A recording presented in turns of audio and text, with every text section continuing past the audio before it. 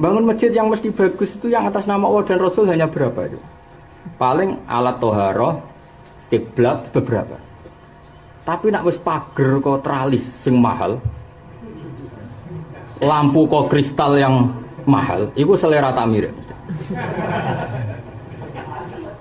Artinya yang seperti itu kita tidak pernah yakin. Misalnya sampai menggerus jatah orang, misalnya ngurmat yatim, ngurmat wong fakir miskin.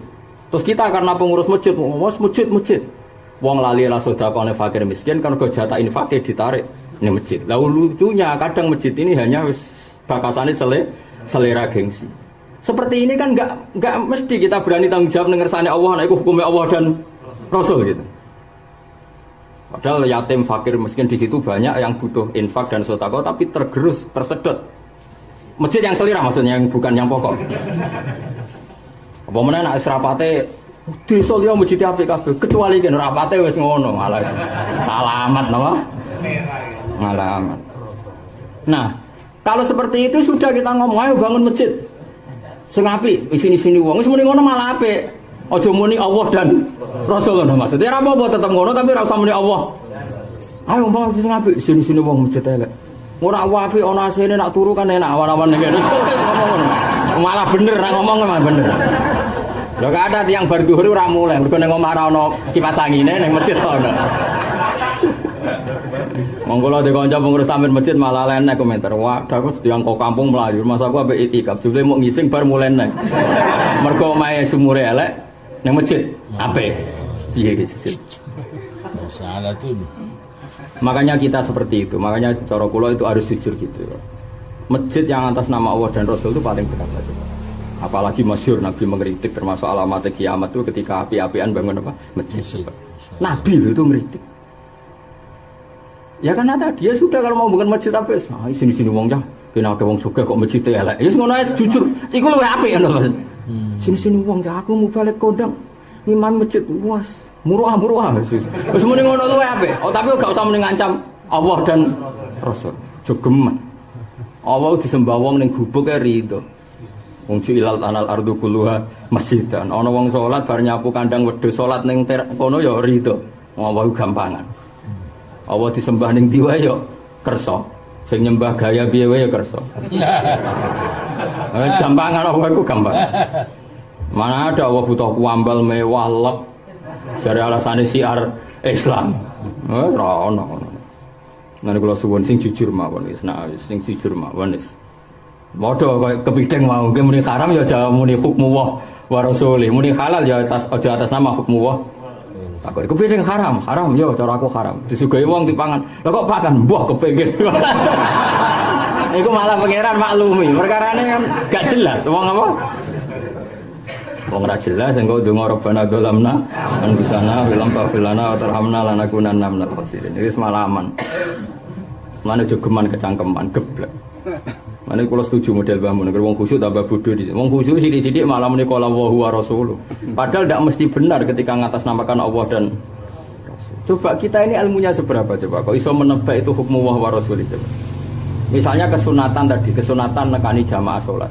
Berapa yang di fikih a'dharu salatul Jumat? Mana nek terima jamaah salat Jumat saja udurnya banyak. Ana wong lara kok asike jagungan mbek kowe wae termasuk dihitung a'dharil Jumat. Itu ndak harus orang tua. Terus ana wong ra Jumatan, pemene nak khotibe kowe gak terima.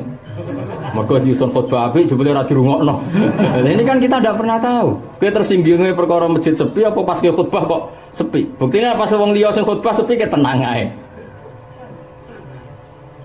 Ketika pengajian sepi kira pengurusnya, panitiane ya tenang ya. Pas ke panitia coba tersinggungnya karena enggak rame apa karena kamu sedang panitia. Ngomong sing pengurus takmir masjid tak sregep jamaah. Ketika pengurusnya liya dia ini santai-santai wae. Ora sithik-sithik dalil perkara salat jamaah coba. Tapi nek dekne pengurus wah, wapal hadis salatul jamaati afdalu min salatil fardhu.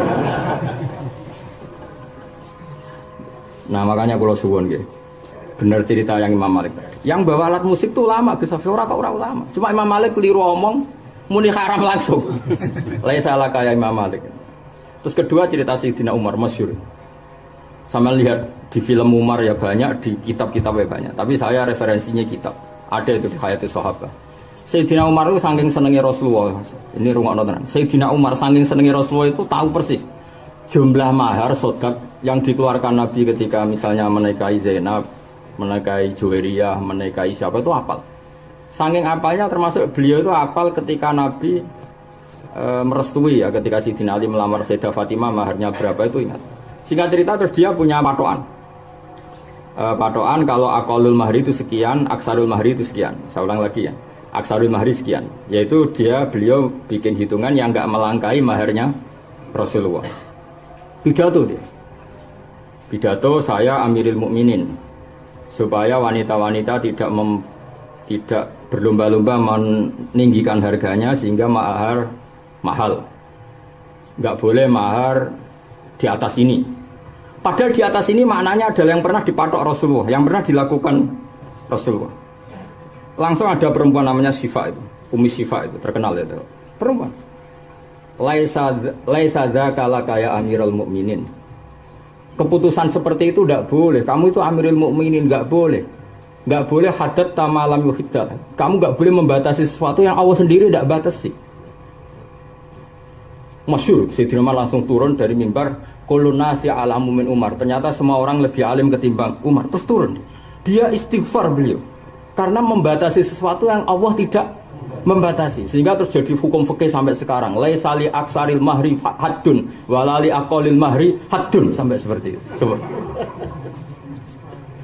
Umar loh, ora tau Umar. Coba. Sekarang kita enak saja bikin ukuran-ukuran. Ora tau pengajian berarti ora seneng Kanjeng. Bagaimana mungkin? Wes ora usah ngono, pidato ae ngomong. Malah aku salah alhamdulillah sing ngono rapati akeh, dadi salahe rapati akeh. Jadi betapa sensitifnya bilang qala Allahu napa? Qala Allahu taala. Ya kecuali yang mansus sing la yahtamilu maknan ghairuhu ya piye meneh. Sale wajib salat itu kan mansus, semua orang sepakat wajib. Lah itu boleh kamu qala Allahu wa rasul, wajibnya salat, wajibnya puasa. Nah itu, tapi kalau yang remang-remang, afdol ning di sholat jamaah ning masjid mek ning musala. Wis ngene ora usah omong. Karena kalau kamu melihat makan apik ning masjid. Tim melihat posisi kampung, kadang apik ning musala. Masyhur Imam Haruman ketika ditanya, misalnya masjid itu di ujung lor, musala kamu di ujung kidul. Sebaiknya orang yang di musala kidul ya di musala kidul. Karena kalau tempat itu luas, jamaah hanya bisa menggugurkan fardu kifayah kalau fi amakina mukhtalifah, kata Imam Harum, di tempat-tempat yang beda-beda. Sehingga kalau masjid polor iku wis ana masjid, kan ana jamaah ana salat kan setan pelayon. Iku iso delik ning kidul. Paham nggih? Akhire kidul mau nggo delikan greng setan. Kan ana adzan kan melayu ning kidul. Tapi nak lor ana salat, kidul ana salat wetan. Wah, setane bingung.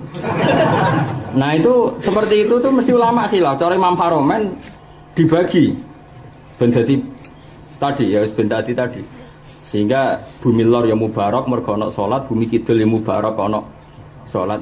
Sehingga Masjid Haram kurang terkenal. Ini pikirnya takokno nggih Mansur ana masjid kucing. Masjid Madinah kurang terkenal, pikirnya ana masjid jin. Ya karena tadi ben suwetan bingung. Layon ning diwe ana wong salat. Tapi ora krana kowe sentimen mau makmum kiai iku lha iku ora oleh lha iku. Terus gawe tandingan niku ya kasut nah iku napa? Sing wis asli kiai pancen dekne wis. Nah seperti itu tidak boleh kamu sidik-sidik qala Allahu napa ta'ala ya. Jelas ayat ya wala taqulu lima tasifu alsinatukumul kadzib hadza halal wa hadza haram. Maka ujung-ujungnya li taftaru 'ala wahil kadzib. Pasti kamu bohong atas namakan Allah. Jadi misalnya saraton hukumnya kepiting piye? Kowe ora usah muni oh cara Allah aku tahu ngaji Jalalain saraton itu contoh haram. Wis ora usah muni ngono. Biasa wae. Kasaroton. Jadi kiai sing muni haram ya saroton ya kepiting terus ning ngene. Ya kepiting halal haram ya. Nak di mana nih saroton? Nak ki mana nih? Oh yuyu. Mosok ning arep ono yuyu. Oh, nak cara ngomong jangkang ya. Gak ning kamu semana. Kepiting. Oh. Kepiting. Haram berarti. Haram atau halal?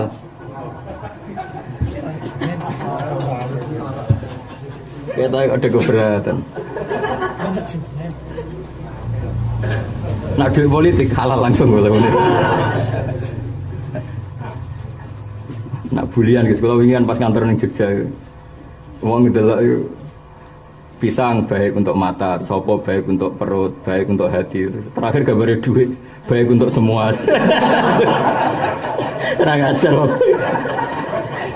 Lah ya wong kepiting mbok debatno kaya ngene bareng duit ke politik ora tau berdebatkan.